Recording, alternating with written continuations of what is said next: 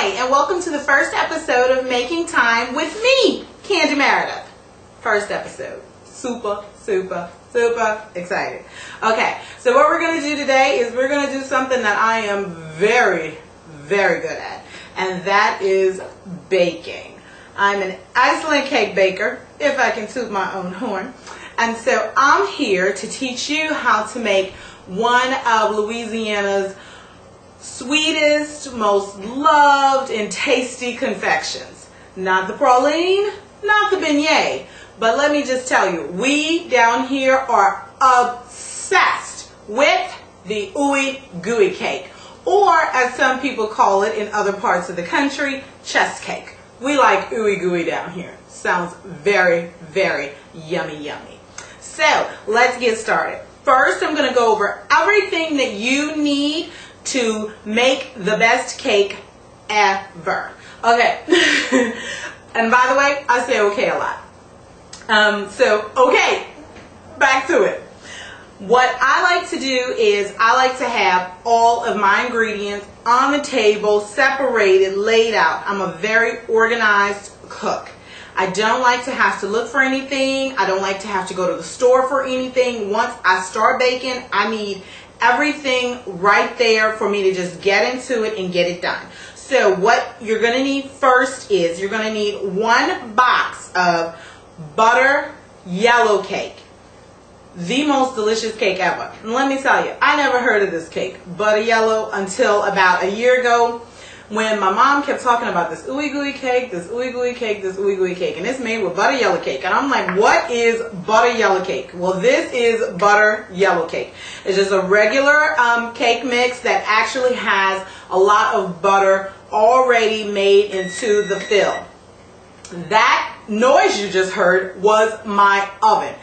I make sure, once again, that everything is done way ahead of time. So I was just preheating my oven to 350 degrees. And that little buzz, which happened at the most perfect time in our recording, was just my little reminder that the oven is now at 350 and ready to go.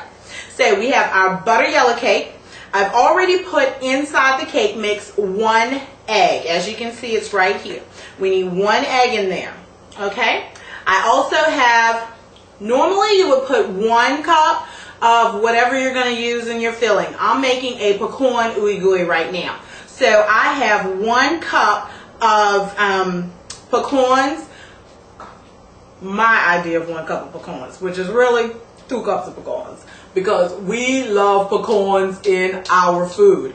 So whenever there's something being baked, whether it's bread pudding or, a pie or whatever, we like pecans. So I decided to just treat my family to something a little extra, and I put 2 cups of pecans in here instead of 1. But the recipe calls for 1 cup of whatever you're going to do. If you're going to make it with coconut, 1 cup of coconut.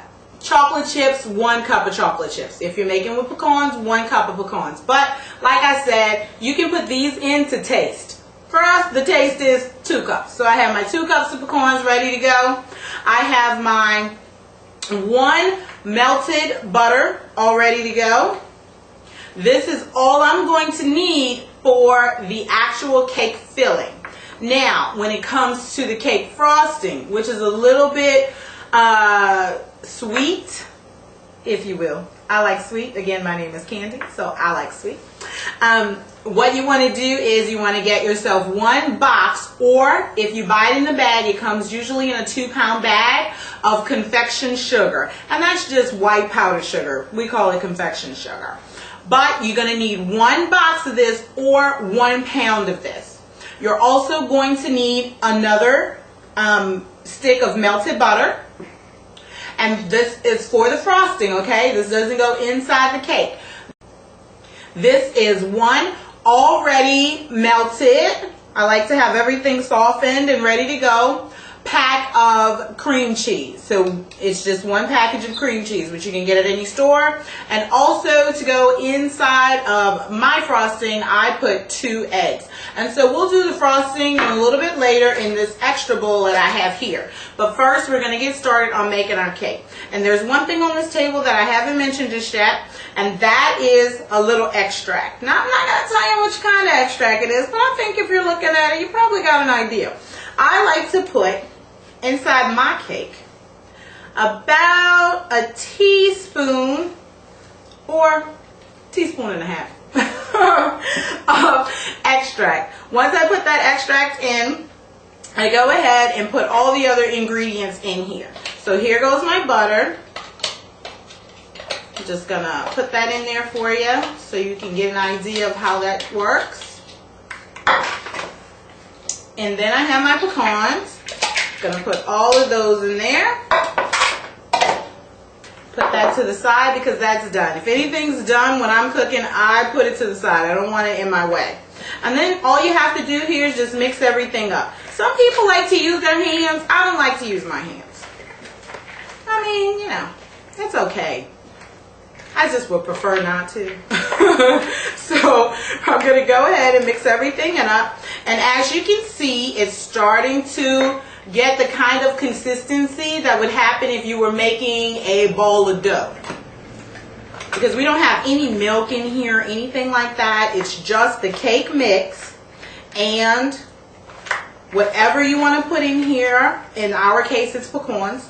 It's just the cake mix, the pecans, the butter, which is what's actually holding it all together, and it's the extract that I've put in here. And you can put whatever kind of extract you want in here. If you're making a coconut one, you want to put some coconut extract in here. Put a little coconut extract in here. It couldn't hurt. Couldn't hurt to have a good time. So, once this is all done, I'm going to have to shake it out. I'm going to have to shake that out like that. I'm going to put this right here. I'm going to go ahead and move this stuff way to the side because I don't want it in my way. I then take my spatula and I start to really mix it up, start to scoop it up. And every now and again, it doesn't work exactly how I want it to work, so I'll have to use my hands, which, by the way, are clean because I washed them right prior to recording. So, once I have this going on, and this is nice and good, and I have a good mix here. This is the only problem with using 2 cups of pecans versus 1 cup of pecans. When you use 2 cups, it's a little bit harder for it to get to that doughy consistency really fast. So you just sort of have to work it just a little bit more to get it to where you want it to be. But isn't that like life? Life's like that. You kind of have to work it a little bit harder sometimes to get where you want to be, right? So that's how we make this ooey gooey cake here. This is the fill part. So we're just going to make this just like this. I'm a girl who doesn't use a lot of mixers and things like that. I really like doing a hand whip. So what I do is I get this part all done.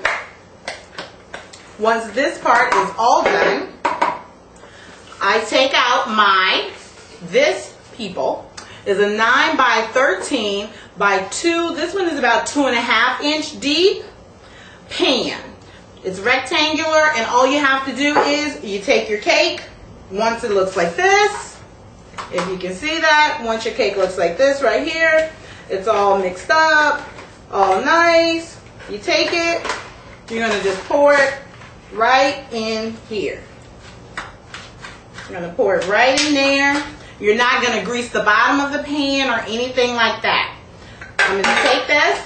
I'm going to put it here to the side because I have to finish that in just a minute. Now, the next thing I'm going to do is, see how quick it is to make this cake? The next thing that I'm going to do is, I'm going to go ahead and put together the frosting. Now, for the frosting, I have my confection sugar. Again, that's 1 box or 1 pound. She just said that somebody's horn blowing in the middle of me recording. The nerve. But that's what happens when you're on location. We're in my kitchen.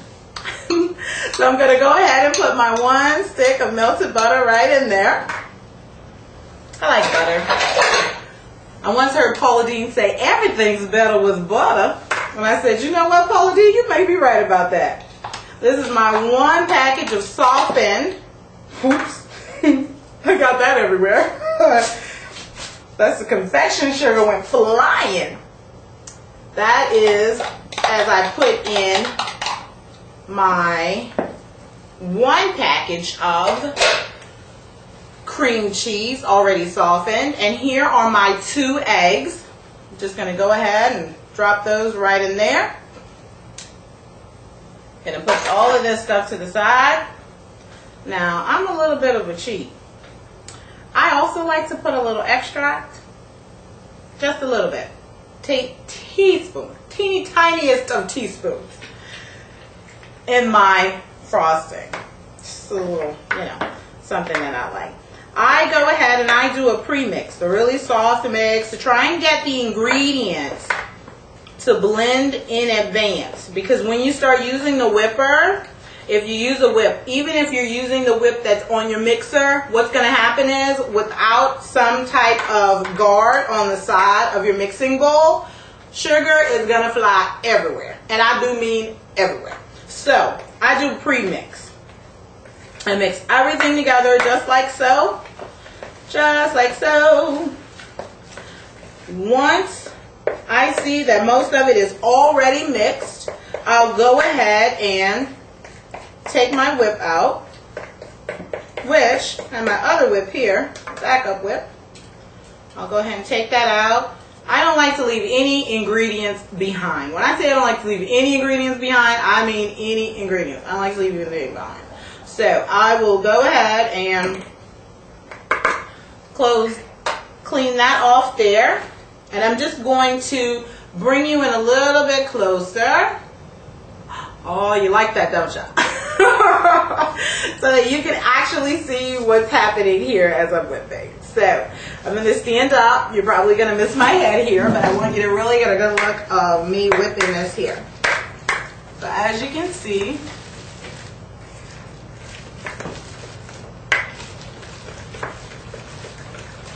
I'm whipping everything together. And then once everything is mixed together, I'm going to show you the process, okay, of putting the topping on top of the fill. Okay, so we are back. And as you can see, I have hand whipped this frosting into shape. It is nice and smooth in this bowl. And this is really what your frosting should look like. It should have a nice smooth consistency about it. I don't suggest that everyone goes around trying to use a hand whipper. It's not for everyone. Some people are going to just be more comfortable using the whippers that attach to your mixer, which is perfectly fine, and it'll give you a really smooth, really even blend, and it'll be fast. For me personally, I like to do everything kind of by hand. So that's what this looks like. That's your frosting. Now, the most important part of making this cake and making it beautiful is, and very tasty, is getting the filling right in the pan. And the way you do that is, and pardon all my jewelry, I like jewelry. So I wear jewelry for everything. And so part of how you do that is you need to make sure that you A, don't have your pan greased in the bottom, and B, that once your cake is really in a good dough ball, you put it in here immediately. And then C, you need to press it out so that it's evenly distributed across the bottom of the pan and into the corners. And at your corners, you just want to put a little dip in there. So I'm going to show you how to do that so that any frosting that runs can run right into that little nook right there